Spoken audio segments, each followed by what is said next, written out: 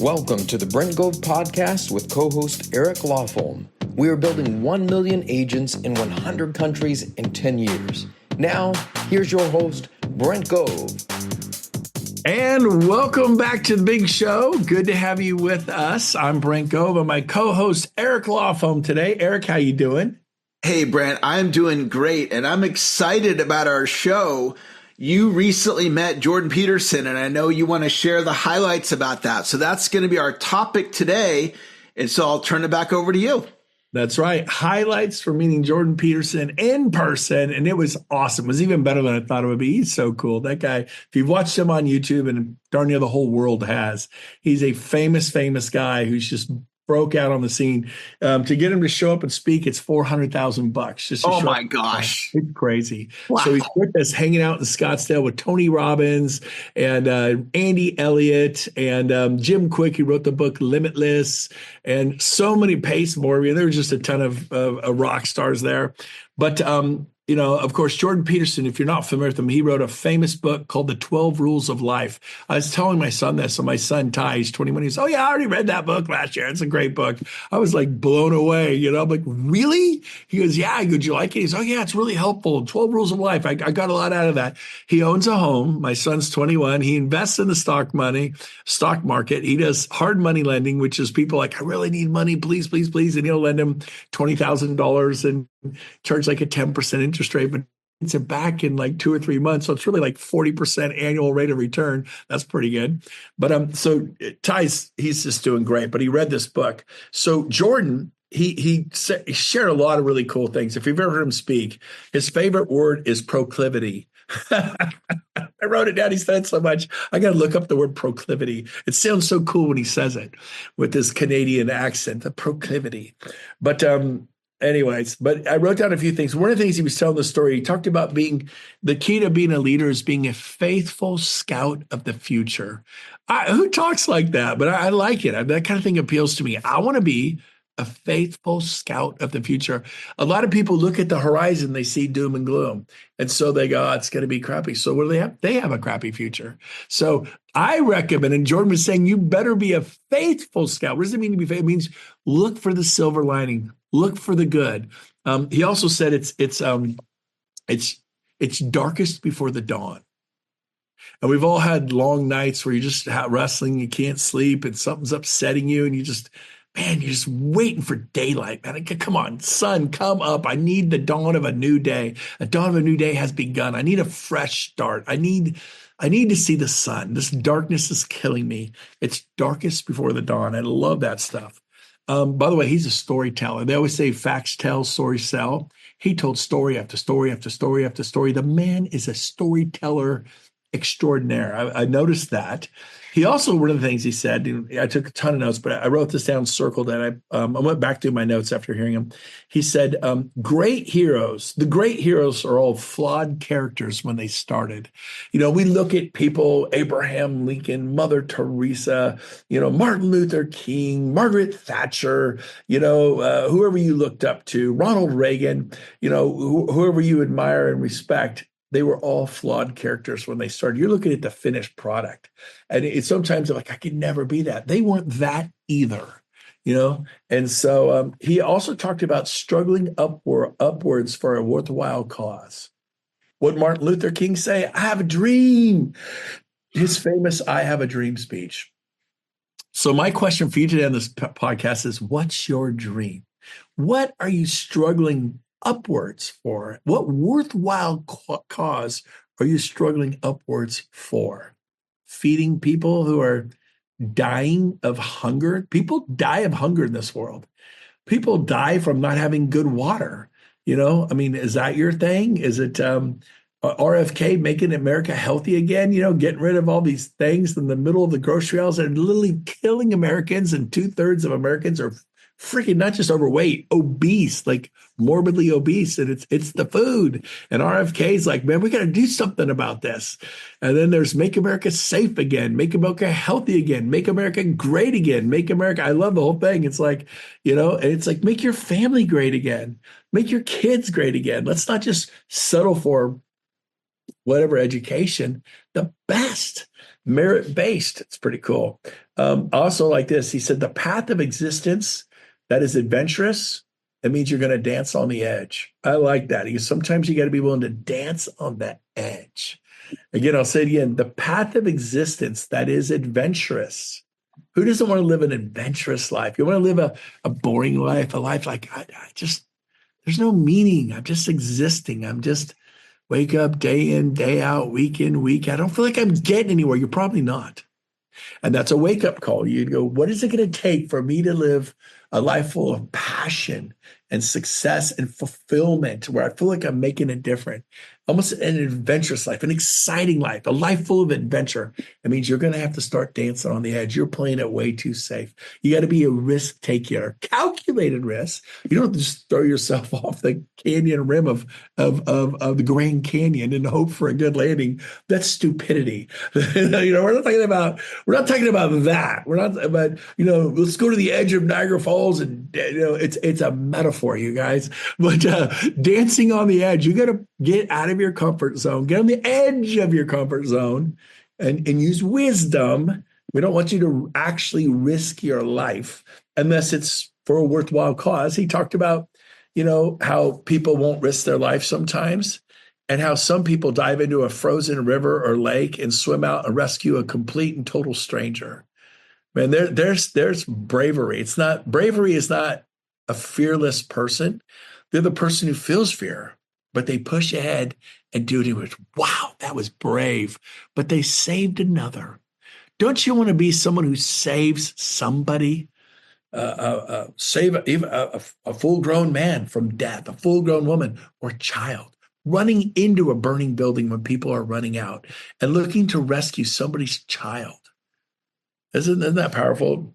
And someone recently, they did the old, would you swim, through 35-degree frigid water for 100 yards to the other end? Frigid water, I mean, ice cold, 10 feet deep, in your clothes for $100. Like, nah, I wouldn't do that. How about $1,000? Oh, maybe. How about 10 grand? No. I go, how about 100 grand? Yep, 100 grand, I'll definitely do it. Some people, no, not a great summer, 35-degree water. I don't know if I could make it 100 yards, fully clothed, 100 yards. Okay, $1 million. Okay, I'm in $1 million. It's like you have a price. He says, now we fill that, we warm up the temperature to 60 degrees, but we fill it with great white sharks that have not eaten in 3 weeks. Are you going to jump in? Are you going to swim the other million? Oh, no. How about 10 million? No. How about 50? How about $100 million? You're like, no. How about $1 billion? No, I won't do it for $1 billion. So you're valuing your life more than $1 billion. He is now, let's reverse it. There's a burning building, would you run into that burning building for X, Y, and Z? Like, no. How about $1 billion? No, I wouldn't do it. I go, how about if your 4-year-old's on the second floor in the bedroom, would you run into that? I go, in a second. In a second, you would lay down your life for another. Now, maybe not a stranger. That's what the firemen do. That's what we call our firemen brave. That's what we call police brave. They run in when others are running out. They're brave. They have to face their fear and do it anyway. And there's a success thing in life. He also said, Jordan Peterson said, every desert can bloom. A lot of you are going through those dark times right now, maybe emotionally, maybe mentally, depression, emotional anxiety, emotional depression, or maybe financially you're depressed, you're broke. You're like, I don't know how I'm going to pay the rent this month, the mortgage, the car payment. You're worried about them taking your car. You have no money to put gas in the tank. I've been there. I've put in 89 cents in the tank before. We've all been there. I mean, Eric, we didn't have this discussion. Have you ever put in like $1.47 in the tank at any point in your life? Yes or no? Back in the day. Back in the day. We all know. I know it's been a while. I haven't done it for 2 weeks, but I'm filling it to the edge. I'm just whatever I got. Yeah. Now that I'm in my 50s, it goes to E. I fill it back up to the F. People are like, what kind of gas mileage your car get? I have no idea. I'm in my 50s. I have money now. And so it goes to E. I sound like a snob. I fill it back up to F. It goes E to F, E to F, E to F. Like, where do you get your gas? I don't know. Whatever's convenient, But I remember when I was young and put $1.89, it was AM, PM. They usually had the cheap gas. Yep. It was busy, but hey, the price is good. And I get for $1.89, I get a little more gas than Chevron and Shell because they're expensive. And I'll get a little further, It's we've all been there, you guys. So Jordan was just amazing. He was so good. By the way, he's starting the Peterson Academy. If you haven't heard, He said universities have become masters at extracting cash from your kids, 18, 19, 21. They're graduating with this thing. You're going to get, they're not all getting this employment they thought, but they are strapped with $250,000 worth of debt, 150, 250, 350, get a master's degree, a PhD, 400, 500. They spend the next 10, 20, 30 years paying off student loans. And they're strapping them with that. And they feel like, oh my gosh, I was sold a bowl of jelly beans. And he's upset about it too. He says it's outrageous that the professors are paid nothing. And then the bureaucracy of the universities are taking in all this money.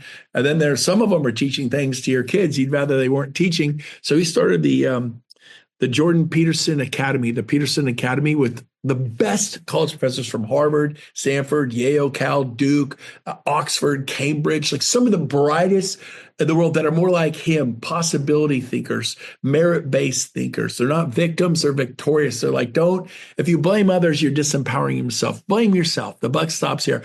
Those kind of college professors, guess what he's charging for annual tuition? $600. Wow. So he's going to give people a 4-year degree for $2,400 by the best, but the professors that people pay $250,000, $100,000 a year, $400,000 in 4 years, you're going to get for $2,400. He's turning education on its ear. And by the way, he's got 50,000 students now, and it's online. And of course, people get law degrees online. They do everything online. So the world's changing. And so I see him having over 1 million people in there. You want to have the best education in the world from anywhere in the world for $2,400 for 4 years.